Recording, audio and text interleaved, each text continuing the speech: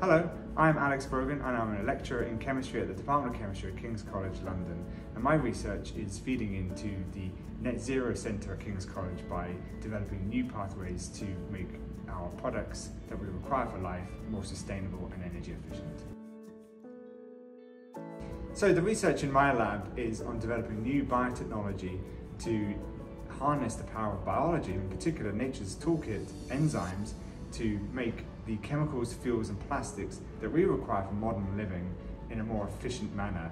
And in particular, we're also interested in being able to shift the feedstock away from oil to more renewable resources such as biomass, waste plastics and carbon dioxide. And this will help us achieve net zero by both minimizing the use of oil and also by introducing a more circular economy. Yeah, certainly. So Frances Arnold, who won the Nobel Prize in Chemistry in 2018, refers to nature as the greatest engineer, and she's absolutely right. Nature has evolved over the millions of years a series of enzymes that can catalyze pretty much any reaction conceivable, and these reactions proceed in a very efficient manner. But not only that, but nature is very good at recycling materials for new materials, and this is something that we actually don't do very well at all. And so my research then will seek, particularly in regards to plastics, to harness biology and its ability to recycle very efficiently to be able to produce new plastics. And so what we're looking at is enzymes that can degrade plastics back to their constituent building blocks, so that we can either use those for new chemicals or use those for new plastics. And this would have a benefit over kind of existing recycling technologies, which tends to wear the material down.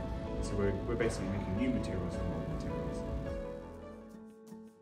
So for me, bio-based is basically either using something from nature or using something that is inspired by nature to produce the fuels, chemicals and plastics that we require in a more efficient manner.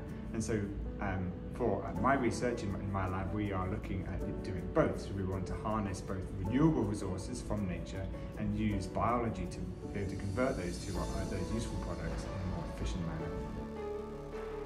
Okay, so the biotechnology we're developing not only can be used for plastic recycling, but it can also be used to help make fuels that are more compatible with current infrastructure.